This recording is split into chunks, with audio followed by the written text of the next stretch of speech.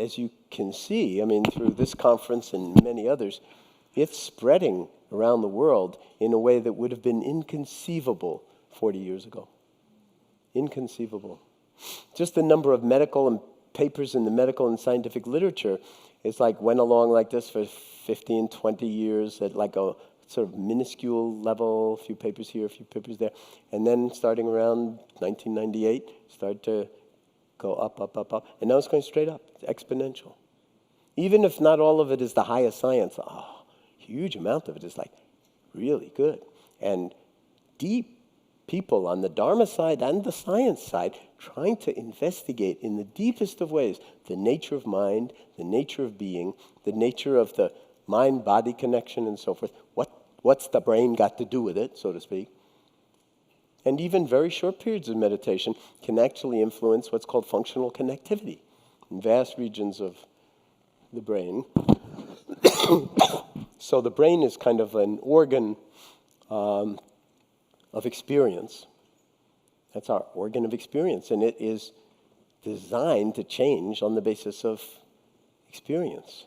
And of course, that happens mostly before, say, the age of 25 or something like that, but not, they're now teaching mindfulness in various universities, and neuroscientists are doing it, and physicians, and making the argument that their parents gave us their children with underdeveloped brains, and we need to take care of those underdeveloped brains so that by the time they get out of that sort of hyper-developmental stage of the brain, that they still have a brain. Okay, because between alcohol and drugs and sort of date rape and violence on campus and everything, those are all ways of also feeding the brain, but feeding the brain in a way that destroys it, to say nothing of the rest of the body. So there's never been a more interesting time to actually be involved in meditation, because there's a confluence of all these Dharma streams and science and medicine and the arts and technology, and we're all inquiring really about the same thing. What does it mean to be human? In the form of me, yeah, because of course I'm important, but what does it mean in the form of we, the fact that we're interconnected, the fact that we are, social beings, that we have mirror neurons that resonate, and our faces even resonate with each other and our body movements and so forth. So we are deeply, deeply interconnected.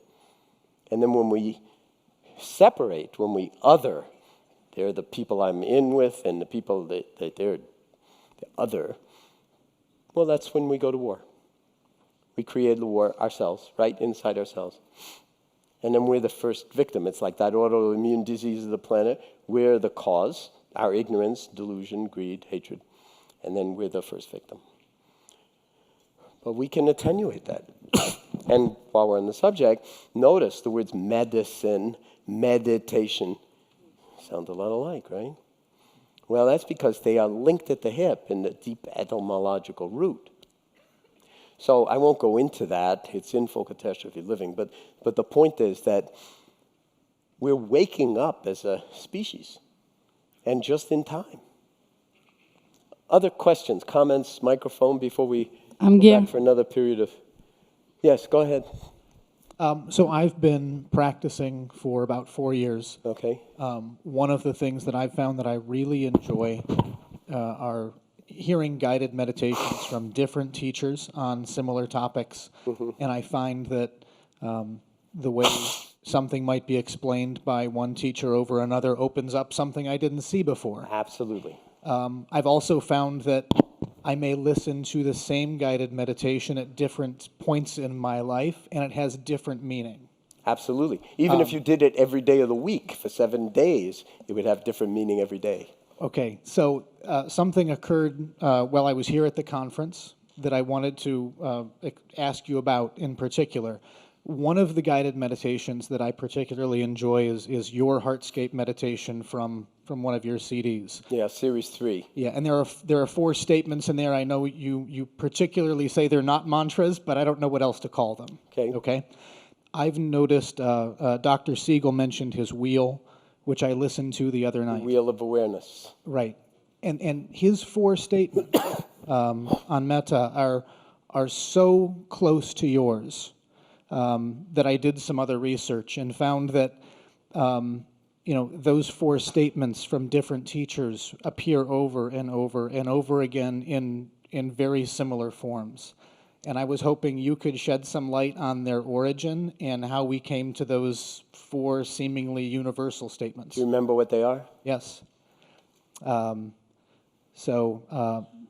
Yours are, may I be safe and protected and free from inner and outer harm. May I be happy and contented. May I be healthy and whole to whatever degree possible. Wow, you are good because you're getting it verbatim. And I guess you've listened a lot. I have.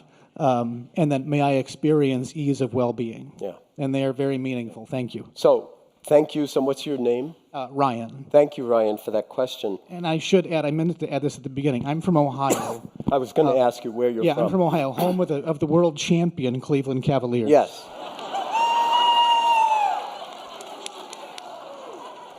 And LeBron. And LeBron for the time being. He made me leave again. Listen. So thank you very, very much, first of all, from being from Ohio and from Cleveland.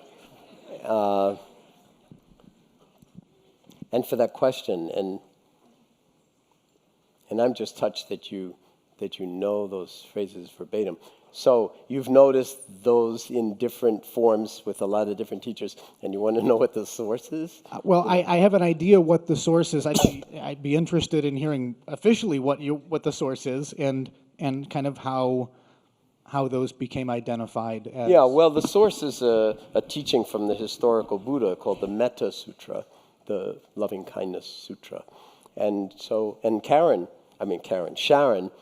guided at least one while she was here, Sharon Salzberg.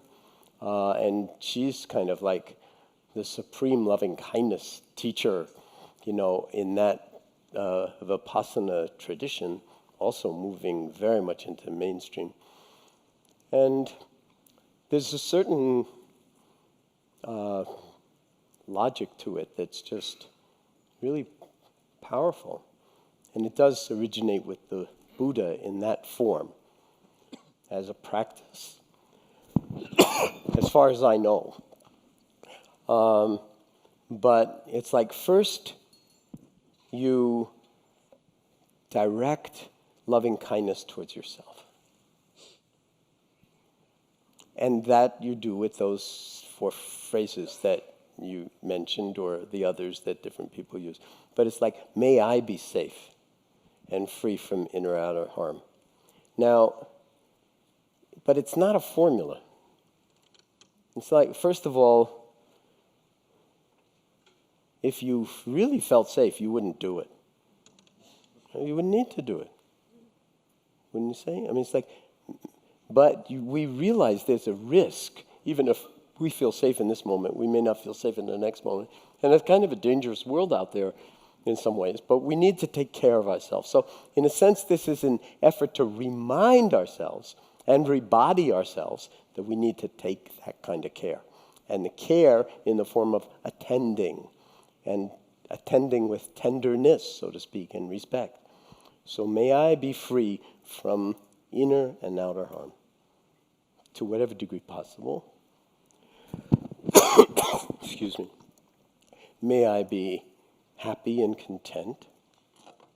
May I be healthy, again, to whatever degree possible. So, I'm a perfect example at the moment. All of us are healthy to a degree at one point or another, depending on how you define health. And may I live with ease of well-being. It's like an invitation for this timeless moment to be that. Not to impose it as an end point, but to open to that as not like a possibility, but as the actuality of you're already safe in this moment. You're already whole in this moment, which is the root meaning of the word health. You're already happy in this moment because in some sense, well, what is happiness? I mean, is it only dependent on outside causes and conditions? Or when you are, as I said, you take your seat in the morning If that's really a love affair, I mean, where's happiness gone? You know, it's like, could be happy even with the full catastrophe in a certain way, because it's non-dual. It's not like I'm happy and everybody else is miserable, or I used to be miserable. It's like I'm with things as they are, okay? Just as they are.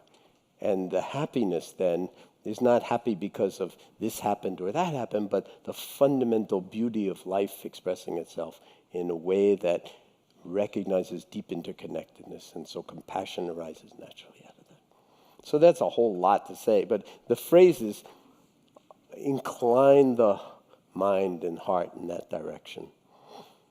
And then you expand it out, you know, the whole practice includes going out to the entire universe.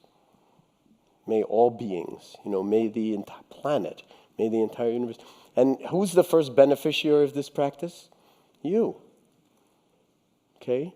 Because who knows what the outer effect is when you're sending loving kindness to others, but it transforms your heart, and that has its own transformative, non-local ramifications. So I'll leave it at that, but thank you. Does that kind of answer your question? It does. Thank you very much. Okay, thank you.